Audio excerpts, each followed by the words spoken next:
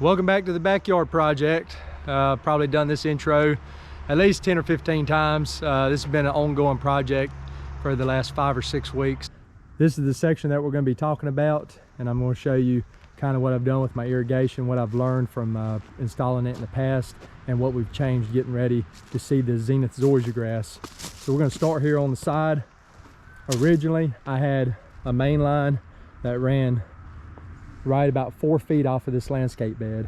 The reason I did that is because I intended on putting a sidewalk here, and I still do.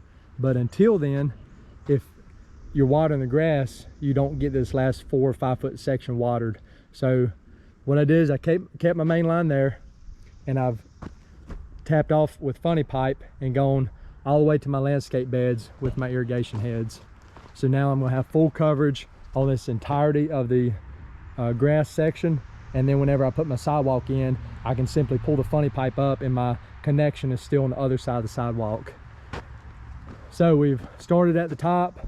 We moved that head over about 6 feet. Here we've got this head tapped in here, and basically just hand dug a trench over the landscape bed, so that'd be laying in there. On the side, the head used to be here, and we trenched it over, and actually the other ones were in line right here, and we actually elected to put it more in this corner, that way that I could throw across this landscape bed without overwatering these flowers. So that was the best of both worlds in terms of getting this irrigated correctly. Then down the left hand side, not much has changed there for the most part. Those just moved a couple feet here and there. I just stepped it off and basically equally spaced them out.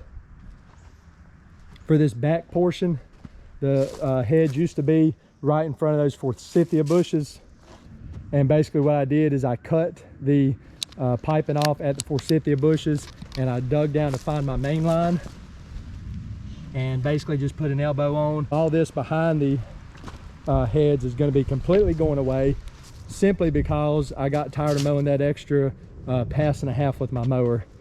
So what we did was pull a string down this back side, and I got all these heads perfectly in line with one another.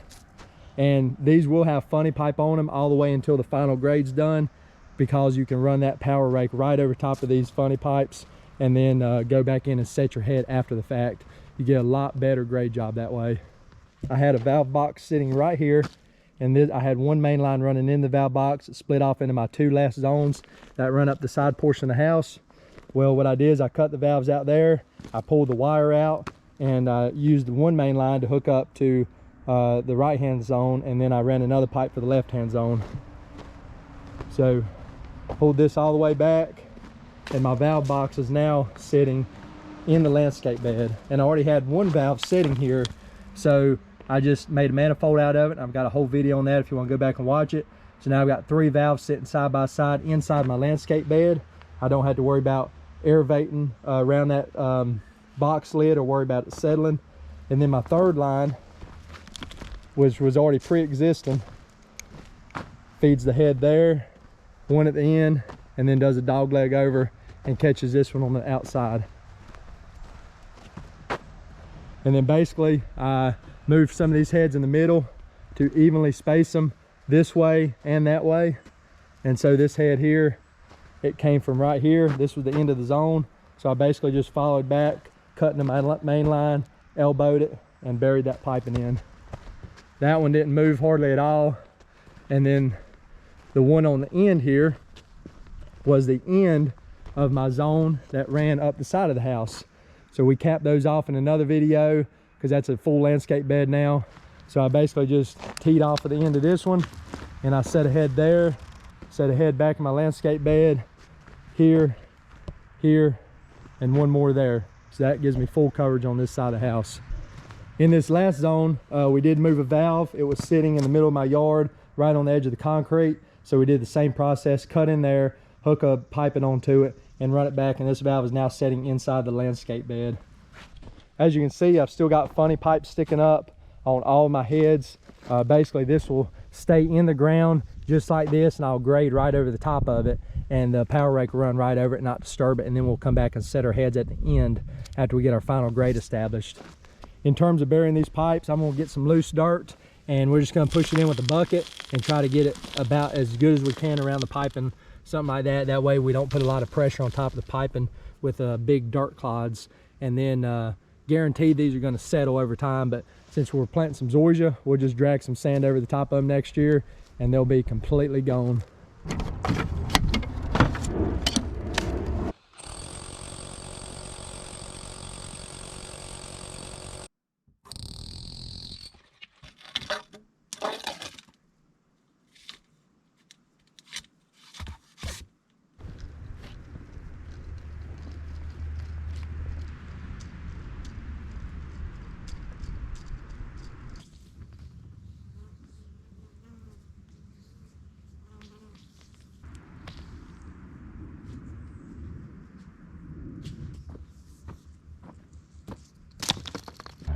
So I just ran a 12-2 wire. That's going to tie right into my breaker box on the other side of that wall, and that is going down to my dog kennel for lights and receptacles.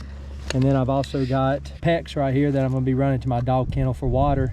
And I chose to use a 3/4 line because I'm eventually going to be building a building, and it's going to be the water source for that building as well. So here's my existing one that runs to my garden. I'm just going to tee into it, and we're going to run that down to the dog kennel.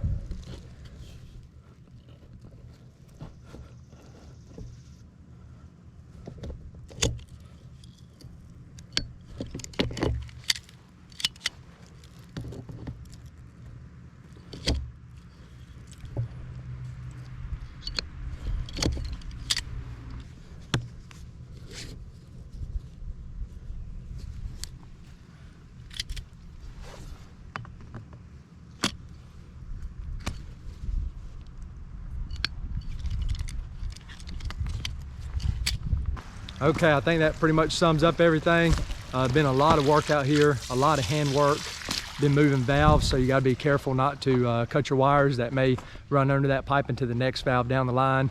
Done a lot of spacing of heads, basically measuring off, getting them in the best grid pattern I can to get the best overlap I can. I hope this helped y'all out. Appreciate y'all watching. If you got any questions or comments, leave them below, and I'll be sure to try to answer them.